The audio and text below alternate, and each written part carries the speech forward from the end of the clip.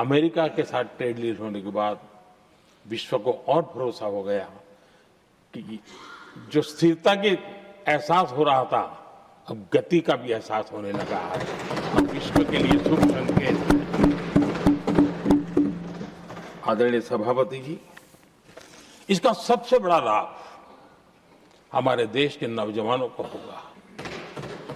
और जब मैं नौजवान कहता हूं तो उसमें मध्यम वर्ग का भी नौजवान होता है, शहर का नौजवान भी होता है, गांव का नौजवान भी होता है, बेटा भी होती है, बेटी भी होती है। और इसलिए उसे टुकड़ों में न देखा जाए। मेरे देश के युवा के सामर्थ्य का हमें गौरव करना चाहिए और उनके लिए पूरा विश्व बाजार अब खुल चुका है। अब उनके लिए अवसर ही अवसर है। और मैं उनको कहता हूं, आइए दोस्तों, मैं आपके साथ कंधे से कंधा मिलाकर के खड़ा हूं। हिम्मत कीजिए, बढ़िए। देश आपके साथ खड़ा है और दुनिया आपका स्वागत करने के लिए इंतजार कर रही है। आदरणीय सभापति जी, जिस प्रकार से दुनिया में हमारे युवा प्रोफेशनल्स की मांग बढ़ रही है, इवन केयर गिवर्स की मांग बढ़ रही है, हर कोई मिलता है हमें इस प्रकार के लोग चाहिए। इस प्रकार कुछ लोग तो अपना स्पेशल ऑफिस यहां बना रहे हैं रिक्रूट करने के लिए, योग्य टैलेंट की खोज के लिए। इसका मतलब हुआ कि भारत के प्रोफेशनल्स के लिए भी विश्व में बहुत बड़े अवसर बन रहे हैं। आदरणीय सभापति जी, ये संसद का उच्च सदन, ये एक प्रकार से राज्यों का प्रतिनिधित्व करता है। और जो चर्चा की बारीकियां मैंने देखी, मेरा मन कहता है कि थोड़ा स्तर इसका ऊपर होना चाहिए था। और वहां से तो ज्यादा होना चाहिए। वो तो कितने साल तक सरकारों में रहे हैं, वहां से जरा चर्चा का स्तर ऊंचा होना चाहिए था। लेकिन उन्होंने ये मौका भी गंवा दिया। देश उन पर कैसे भरोसा कर सकता है। आदरणीय सभापति जी, मैं कल एक माननीय सदस्य को सुन रहा था। यूं तो वो अपने आप को राजा कहलाने में बहुत गर्व करते हैं, लेकिन वे आर्थिक असमानता की चर्चा कर रहे थे। बताइए, जो खुद को राजा माने और वो आर्थिक असमानता की बात करे, तो आपको लगता है कि क्या यही देखने के बाकी रह गए थे क्या?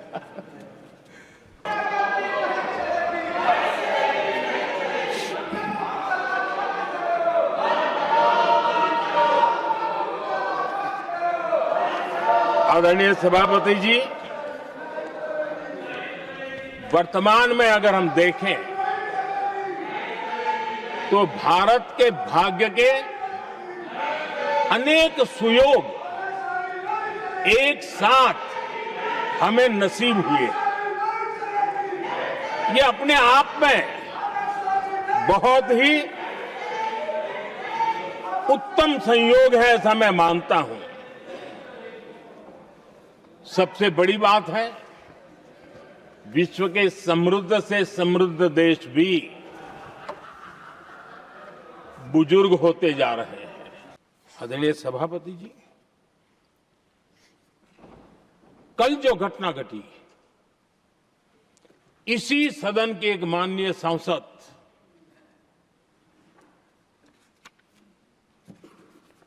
कांग्रेस के शातिर दिमाग जिनका है, ऐसे एक युवराज ने उनको गद्दार कह दिया। अहंकार कितनी सातवें आसमान पर पहुंच चुका है इनका।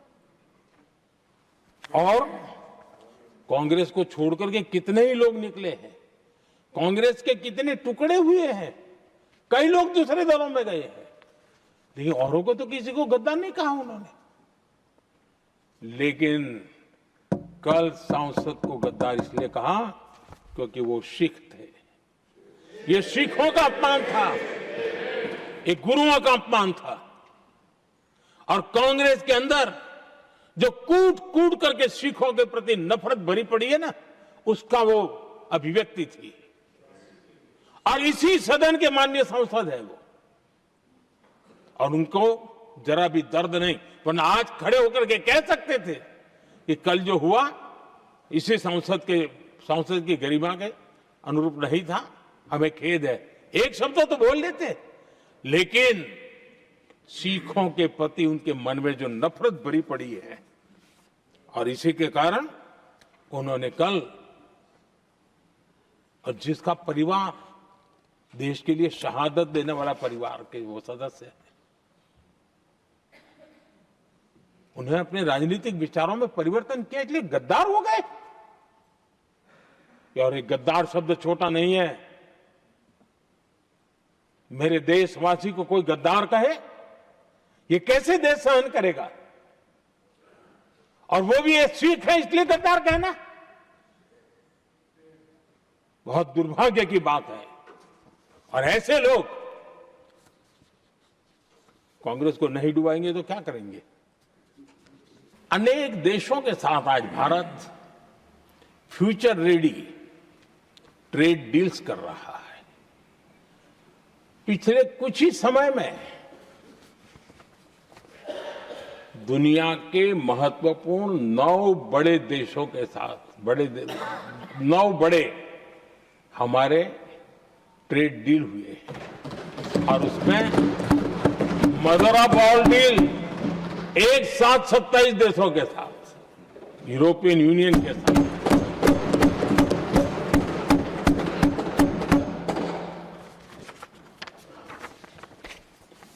जो लोग थक गए,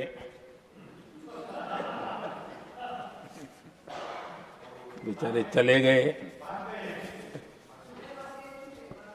लेकिन कभी न कभी उनको जवाब देना पड़ेगा कि देश की ऐसी हालत कैसे बना के रखी थी कि दुनिया का कोई देश हमसे डील करने के लिए आगे नहीं आता था। आपने कोशिश की होगी, पीछे बहुत चक्कर लगाए होंगे, लेकिन किसी ने आपकी तरफ देखा भी नहीं होगा। क्या स्थिति ऐसे पैदा की? दुनिया के देश ऐसे ही भारत के साथ डील नहीं कर रहे हैं। आदरणीय सभापति जी, इसके पीछे सबसे बड़ी बात, डेवलप कंट्रीज एक डेवलपिंग कंट्री के साथ डील करता है ना, वो अपने आप में भी अर्थ जगत के लिए बहुत बड़ा डील। और मेरे लिए नई बात नहीं है। जब मुझे गुजरात में सेवा करने का अवसर मिला था, तो मैं एक वाइब्रेंट गुजरात समिट करता था, और मेरे लिए गर्व की बात थी कि एक स्टेट, हिंदुस्तान का एक स्टेट, मेरी इस वाइब्रेंट समिट के partner country, develop country Japan हुआ करता था। एक राज्य ने सामर्थ्य दिखाया था, आज मेरा देश है सामर्थ्य दिखा रहा है। और जब मैं जिम्मेवारी जो मिली है उसके तहत, तो जिम्मेवारी न मिलती तो भी देश के लिए जीना तुमने सीखा है। हम विकसित भारत की जमीन मजबूत कर रहे हैं, उसको एक ताकत दे रहे हैं। एक तरफ देश के युवाओं के लिए मजबूत जमीन तैयार कर रहा हूं, तो कांग्रेस मोदी की कब्र खोदने के कार्यक्रम करवा रही है। और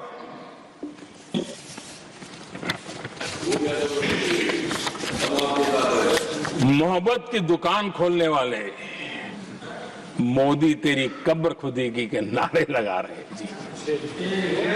ये कौन सी मोहब्बत की दुकान है जो देश के ही किसी नागरिक के कब्र खोदने के सपने देखती हो?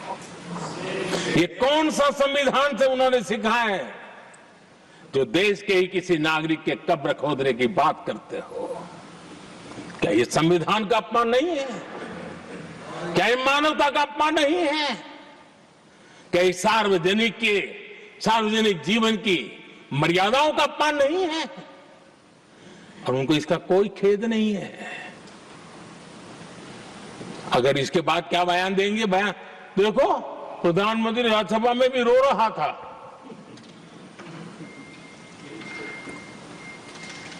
किस प्रकार के संस्कार और वृत्तियों से पले बड़े लोग हैं ये।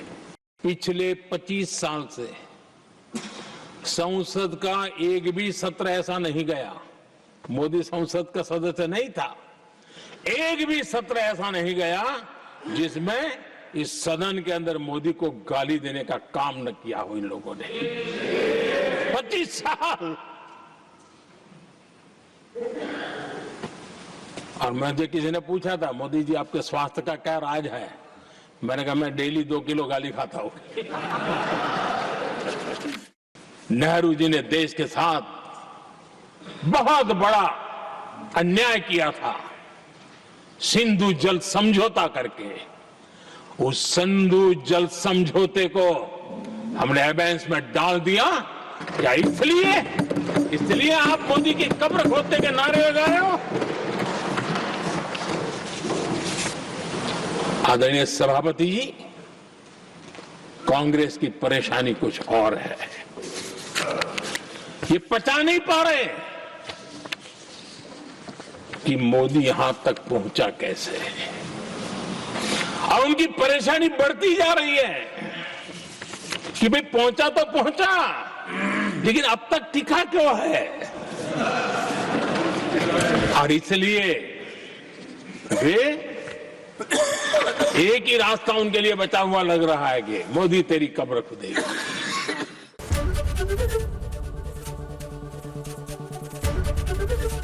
एबीपी गंगा, खबर आपकी, जुबान आपकी।